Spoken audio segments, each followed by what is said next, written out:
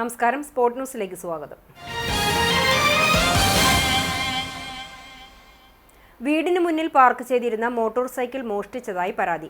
കുന്നംകുളം കക്കാട് സ്വദേശി കള്ളിപ്പറമ്പിൽ വീട്ടിൽ KN വിനീഷിന്റെ ഉടമസ്ഥതയിലുള്ള KL 46V4781 hero HF deluxe ബൈക്കാണ് മോഷണം പോയത്. ബുധനാഴ്ച പുലർച്ചെ 1:30ഓടെയാണ് സംഭവം. ഏകദേശം 80,000 രൂപ വില മതിക്കുന്നതാണ് നഷ്ടപ്പെട്ട ബൈക്ക്.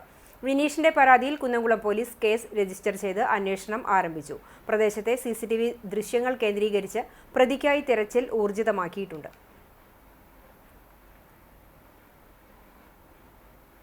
ഗുരുവായൂർ ക്ഷേത്രോത്സവത്തിന്റെ ഭാഗമായി നടക്കുന്ന പ്രസാദഊട്ട് പന്തലിലേക്ക് പ്രവേശിക്കുന്നതിന് ഫ്ലൈ ഓവർ ഏർപ്പെടുത്താൻ തീരുമാനിച്ചു. ഉത്സവ നടത്തിപ്പിനായി ദേവസ്വം വിളിച്ചു ചേർത്ത നാട്ടുകാരുടെ പൊതുയോഗത്തിലാണ് തീരുമാനം. ഫെബ്രുവരി 28-നാണ് ഉത്സവ കൊടിയേറ്റം. ആനയോട്ടത്തിന് ശേഷം കുംഭത്തിലെ പൂയനാളിൽ കൊടിയേറിയാൽ മാർച്ച് 9-ന് ആറാട്ടോടെ സമാപിക്കും.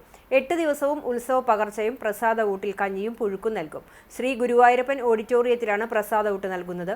ഇതിന് വരി നിൽക്കുന്നത് പട്ടർകുളത്തിന് സമീപമാണ്. വരി നിൽക്കുന്നവർ തെക്കേ നടപ്പുരയിലൂടെ പ്രസാദഊട്ട് പന്തലിലേക്ക് പ്രവേശിക്കുമ്പോൾ ദർശനത്തിനെത്തുന്നവരെ തടയേണ്ടി വരുന്നുണ്ട്. ഇതിന് പരിഹാരമായാണ് ഫ്ലൈ ഓവർ നിർമ്മിക്കുന്നത്. ദേവസ്വം കാര്യാലയത്തിലെ കുറൂരമ്മ ഹാളിൽ നടന്ന യോഗം Devaswom chairman doctor VK Vijayan ഉദ്ഘാടനം ചെയ്തു. ദേവസ്വം ഭരണസമിതി അംഗങ്ങളായ C Manoj, KP Viswanathan, administrator OB Arunkumar, Guruvayur നഗരസഭാ ഉപാധ്യക്ഷൻ ജ്യോതിരാജ് തുടങ്ങിയവർ സംസാരിച്ചു. MLAയുടെ വാക്ക് പാഴ്വാക്കായി. പൊന്നാനി കോൾപ്പടവിൽ നെൽകൃഷി സംരക്ഷിക്കുന്നതിന്റെ ഭാഗമായി കർഷകർ നൂറടിത്തോട്ടിലെ നീരൊഴുക്ക് തടഞ്ഞു. സാധാരണ ഡിസംബർ 31 മുതൽ ജനുവരി 15 വരെയുള്ള ദിവസങ്ങളിലാണ് തിരുത്തിക്കാട് ബണ്ടിലേക്ക് നൂറടിത്തോട്ടിൽ നിന്നും വെള്ളം പമ്പിംഗ് ചെയ്തിരുന്നത്. 15-ന് ശേഷം പൊന്നാനി കോൾപ്പടവിലെ 9,000 ഏക്കർ വരുന്ന കോൾപ്പടവുകളിൽ നെൽകൃഷിക്ക് വെള്ളം ആവശ്യമുള്ളതിനാൽ ബണ്ടിൽ നിന്നും വെള്ളം അടിക്കുന്നതിന് നിയന്ത്രണം ഏർപ്പെടുത്തിയിരുന്നു. എന്നാൽ ഈ വർഷം തിരുത്തിക്കാട് ഭാഗത്തെ കൊയ്ത്തിന് സമയം വൈകി നടന്നതിനാലാണ് വെള്ളം അടിക്കുന്നതിന് കാലതാമസം നേരിട്ടത്. തിരുത്തിക്കാട് ബണ്ടിലെ പാടശേഖരങ്ങളിലേക്കാണ് പറമ്പുകളിലേക്കും മറ്റാവശ്യത്തിനുമായി നൂറടിത്തോട്ടിൽ നിന്നും വെള്ളം അടിക്കുന്നത്.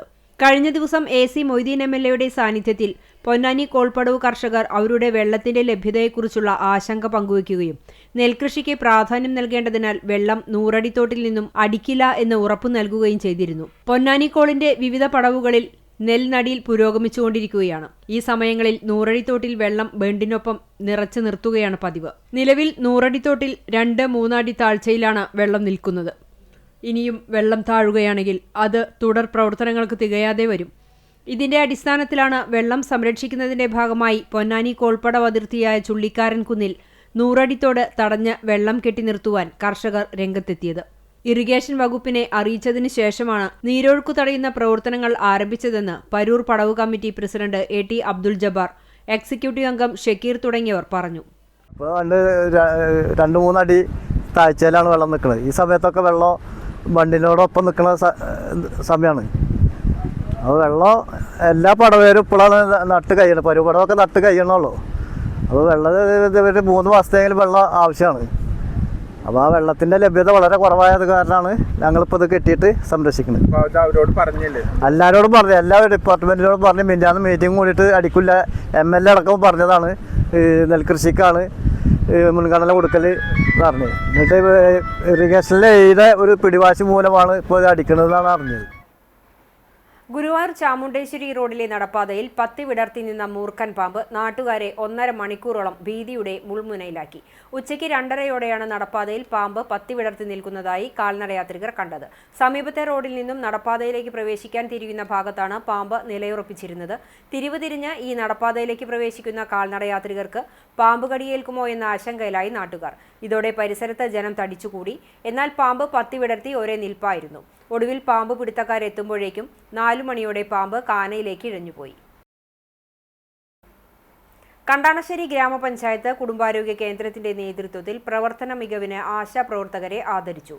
പ്രദേശത്ത് ക്ഷയരോഗം കണ്ടെത്താനും പ്രതിരോധ പ്രവർത്തനങ്ങൾ കൃത്യമായി നടപ്പാക്കിയതിനുമാണ് ആദരം. കണ്ടാണശ്ശേരി പഞ്ചായത്ത് വാർഡ് 8-ലെ ആശാപ്രവർത്തകയായ ബ്രീസി ജേക്കബ്, വാർഡ് 2-ലെ ആശാപ്രവർത്തക PK സിമി എന്നിവരെയാണ് ആദരിച്ചത്. പഞ്ചായത്ത് ആരോഗ്യ സ്ഥിരം സമിതി ചെയർമാൻ VV തിലകൻ പുരസ്കാരങ്ങളും ക്യാഷ് അവാർഡും വിതരണം ചെയ്തു. Medical officer in charge doctor Chintha KP, health inspector NF Joseph, public health nurse in charge Nitha Sreeni, junior health ഇൻസ്പെക്ടർമാരായ Binju Jacob C, VL Biju, TS Sarath, middle level service provider നഴ്സുമാർ, ആശാപ്രവർത്തകർ എന്നിവർ പങ്കെടുത്തു.